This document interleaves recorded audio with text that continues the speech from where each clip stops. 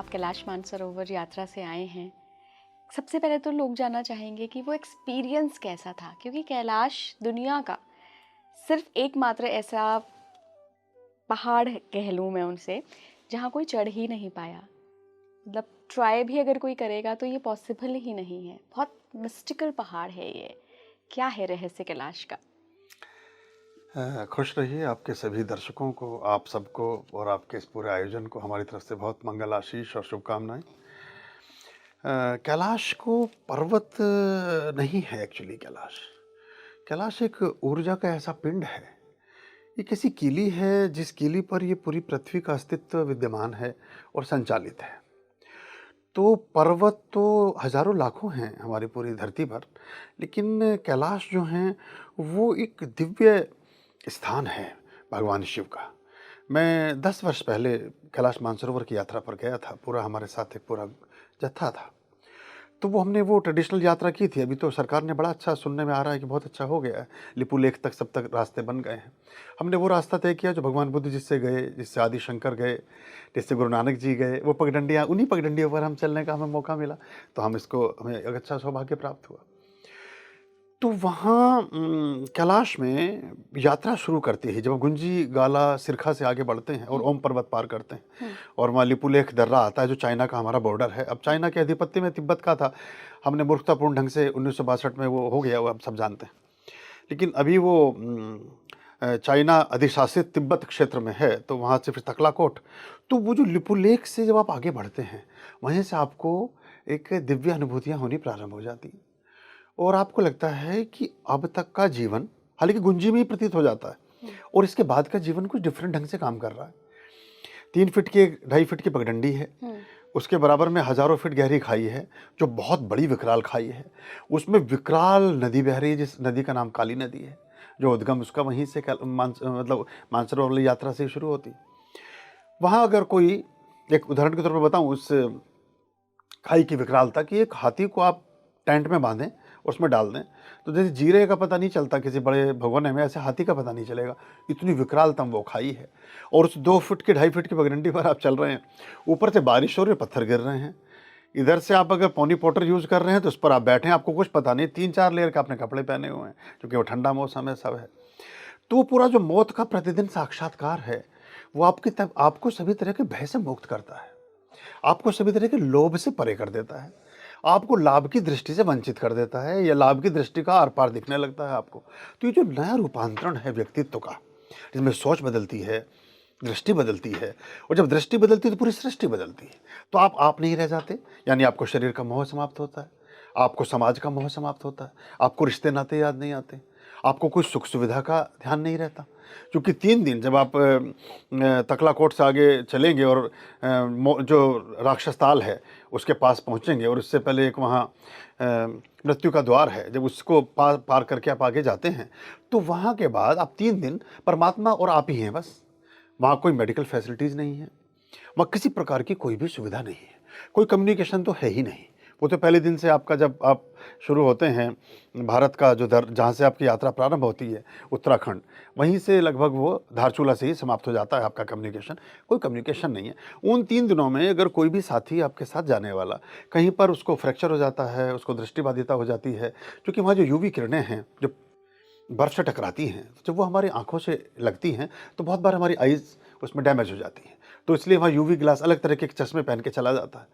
तो उस स्थिति में आप और परमात्मा ही हैं, और आप देखेंगे कि वो अनुभव है। और चूंकि ऑक्सीजन वहाँ है नहीं, तो ऑक्सीजन ना होने की वजह से अभ्यास हमें होता नहीं। तो हम तो कैम्फर का इस्तेमाल करने वाले व्यक्ति रहे। हमने हाथों में अपने कैम्फर की पोटली बांधी हुई थी, जब ऑक्सीजन कम होती थी उसको सूंघते थे, तो उससे चला जाता है। सामान्य आदमी चल नहीं पाता।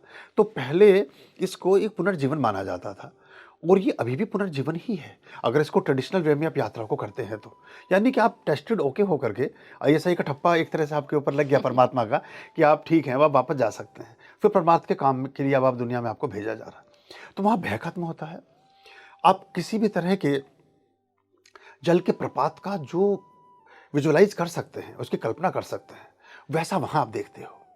आप भयंकर से भयंकर दर्रे, नदियाँ, पहाड़, सब कुछ आप वहाँ देखते हैं। जब वहाँ फूलों की घाटी से आप गुजरते हैं तो वहाँ बैठने की मनाही है, क्योंकि वहाँ इस तरह की औषधियाँ हैं जो औषधि आपको बेहोश भी कर सकती है। जैसे संजीवनी बूटी, ये सारी बूटियाँ उस हिमालय के दर्रों में ही कहीं न कहीं रखी हुई हैं, छिपी हुई हैं। तो हर फूल को छूने की मनाही है।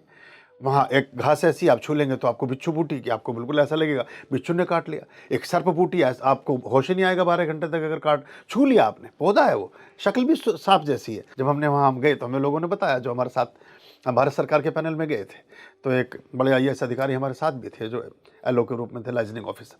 तो वो पूरा उसके तरह हम चले, तो वो पूरी दुनिया में डिफरेंट है।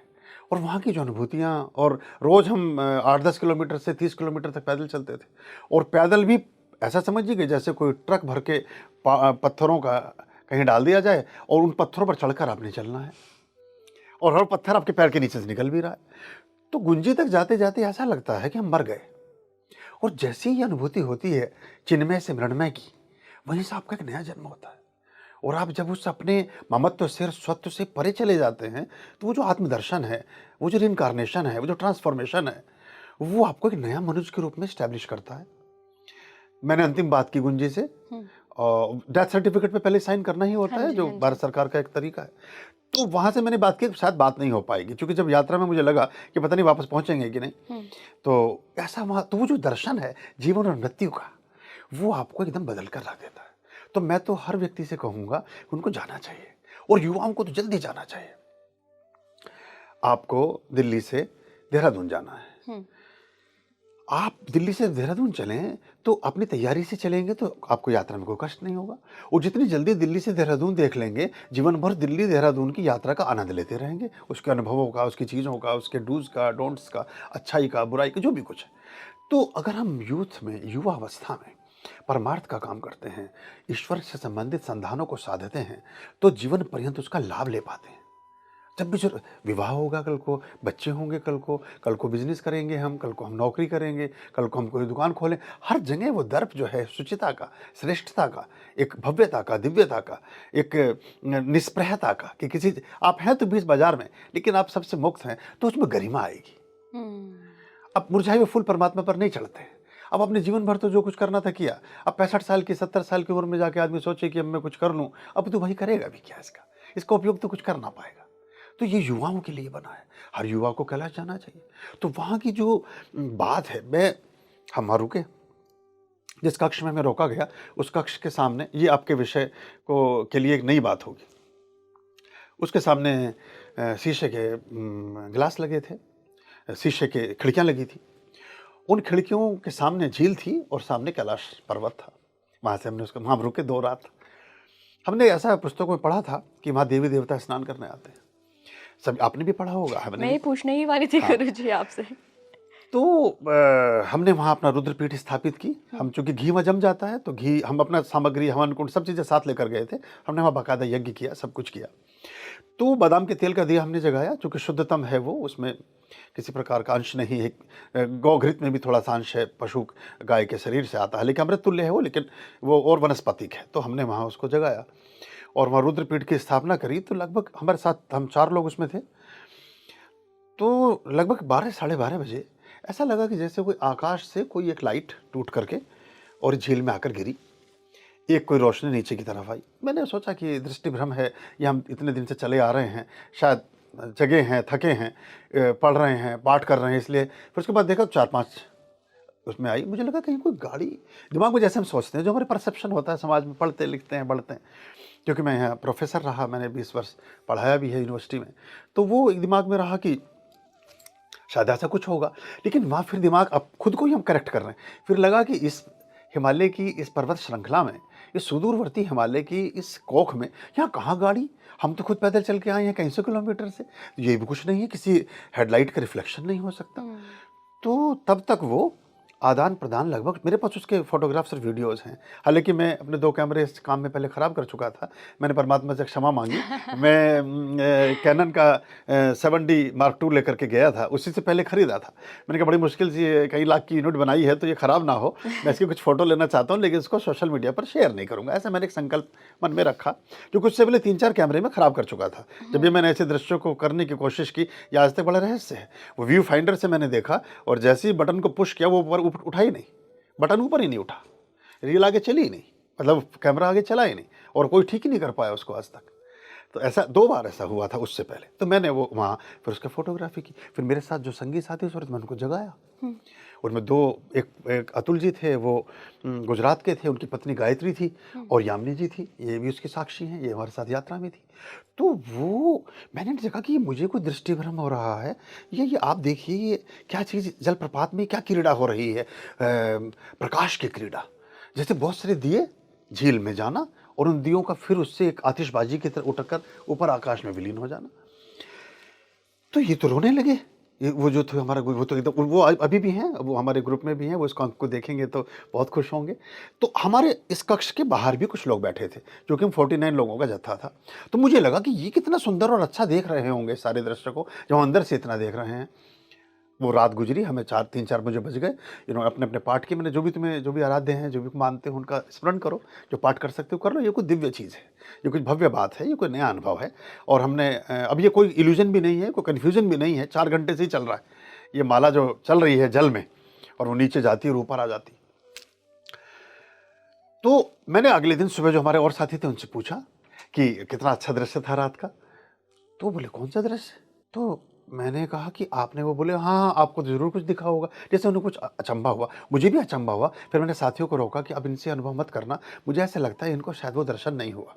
वो क्या वजह थी ये मैं समझ नहीं पाया, या तो वो पीठ हमने लगाई थी या कुछ भी था, लेकिन वो दर्शन हर आदमी को भी नहीं होता है। उसके बाद मुझे लेकिन उन चारों लोगों ने फिर अगले दिन उन्होंने एक साथी और बुला लिया उसमें, जिग्नेश करके, वो अभी भी है गुजरात में, वो भी हमारे साथ आ गए। उन्हें धीरे मैंने कहा ज़्यादा लोगों से मत बोलो, इन्हें लगेगा कि शायद पता नहीं हम कैसी बातें कर रहे हैं, इल्यूजन कन्फ्यूजन की बात है, इनको तो नहीं दिखा है, हमें दिखा है तो कुछ फ़र्क तो है। तो वो बात मैंने कहा और मैं बताओ, लेकिन अपना अनुभव। अगले दिन फिर हम बैठे, अब तुम पहले बैठ गए, वो एक व्यक्ति और आ गया, हम सब ने फिर वो नज़ारा देखा। फिर से आपने फिर से सेम? सेम रात भर आतिशबाजी होती रही। वो बड़ी दिव्य अनुभव था। उसको मैं ये शब्दों का प्रयोग ज़रूर कर रहा हूँ, लेकिन अगर आप उसे देख लें तो आपके रोंगटे खड़े हो नहीं जाएँगे, खड़े ही रहेंगे।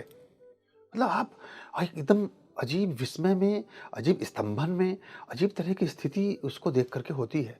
चूँकि हर रोशनी भी अलग है, कोई ब्लू है, कोई रेडिश है, कोई येलोइश है, कोई एकदम ब्राइट है, कोई क्रिस्टल जैसी है। तो गुरुजी क्या हो रहा था वहाँ पे? क्या देवी-देवता स्नान करने आ रहे थे इसको और वो मेरे ख्याल स्नान से करके यही ऊपर चले शायद जा रहे यही थे? इसको हम समझ सकते हैं, क्योंकि शास्त्रों में इसी का उल्लेख आता है। और फिर जब हमने उसको ध्यान से देखा तो मुझे वही लगा कि वो जो है एक श्लोक आता है कि यज्जग्रतो दूरमुदेति देवम तदु सप्तस्य तथैवैति दूरंगम ज्योतिषाम ज्योतिरेकम तन्मे मनः शिव संकल्पमस्तु।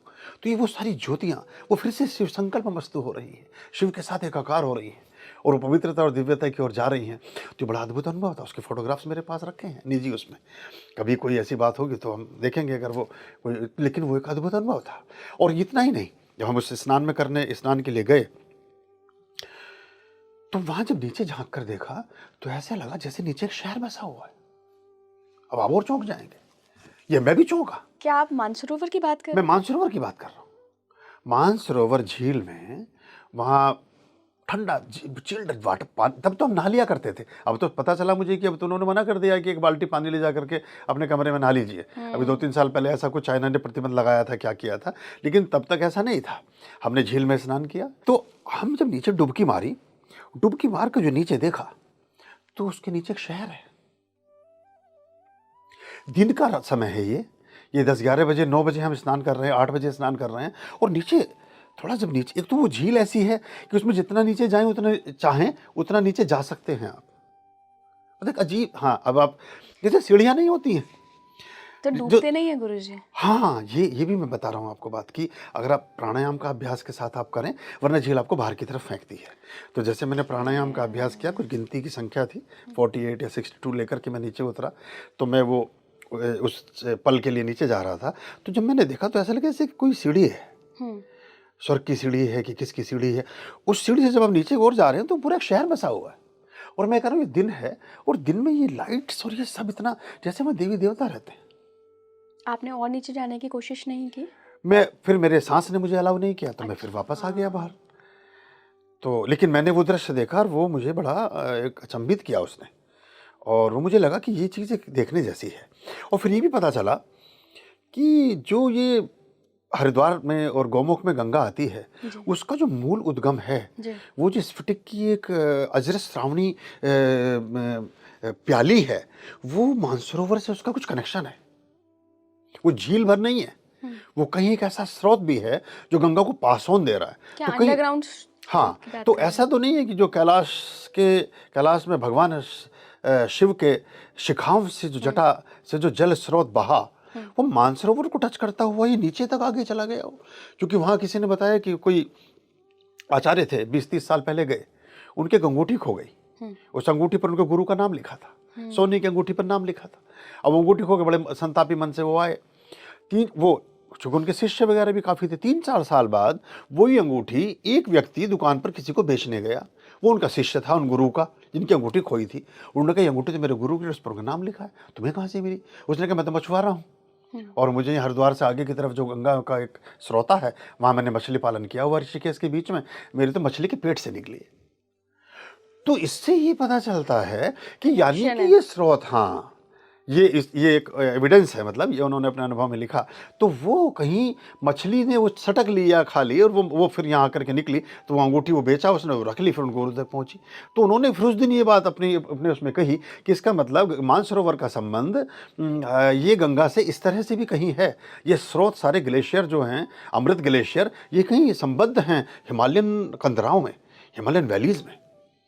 और जो आप हिमालयन तिब्बतन यूनिवर्सिटी की बात करते हैं, हम जो देव यूनिवर्सिटी है, वो हजारों लोग वहाँ विद्यमान है, शरीर में नहीं है, अस्तित्व में है।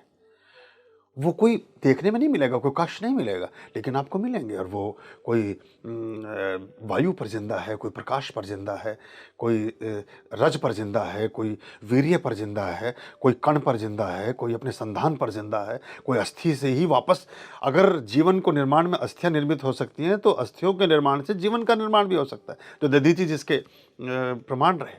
तो ये सारा वहाँ नज़ारा है, ये अनुभूतियों का विषय है। और इसीलिए फिर बहुत सारे जो योगी हैं वो वापस आते भी नहीं है इस दुनिया में, क्योंकि ये सारी दुनिया ऐसी लगती है कि ये सब आर्टिफिशियल है, नेचुरल तो सब वहाँ है। और जब आप कैलाश का दर्शन करेंगे, आप सवेरे देखेंगे कैलाश को, तो सूर्य की जो रश्मियाँ हैं वो जैसे चरण पखार रही हैं। और वो जो वहीं से कोणार्क मंदिर का निर्माण हुआ, और पहली जो घड़ियाँ बनी, अब हम कहते हैं कि 150 साल पहले घड़ी बनी, 200 साल पहले घड़ी का, तो 1000 साल पहले हमारे कोणार्क मंदिर से बनी। वहाँ जो 24 फलक हैं उसमें 24 घंटे बने, और पहले घंटे पर जब सूर्य की रश्मि होती है वो पहला 1 बजता है, फिर 2, फिर 3, ऐसे करके हमने उसको समझा, और उसके घड़ी का आविष्कार हुआ। उसका पहला फलक कैलाश में भगवान शिव के चरण पखारता है, और वो स्वर्णिम है, मतलब वो पूरा का पूरा आभा, सूर्य की आभा स्वर्णिम है, लेकिन पैरों में रजत का रंग देती है। अब देखिए, सही कह रहे हैं आप जब वो मणिपुर चक्र तक आती है, स्वादिष्ठान के बीच में चलती है हृदय चक्र में, तो वो रक्त रंजित हो जाती है। और जो मणि मस्तक पर पहुंचती है, सहस्त्रार और क्राउन चक्रा को टच करती है और आज्ञा चक्र को, तो स्वर्णिम हो जाती है, येलो। और पूरा इंद्र का दरबार है वहाँ। हर आदमी को एक ऐसा लगता है जैसे हम कोई दिग्भ्रमित हो रहे हैं हम, क्योंकि वहाँ अलग तरह का एक एटमॉस्फेयर है, लेकिन वो सारा सत्य है।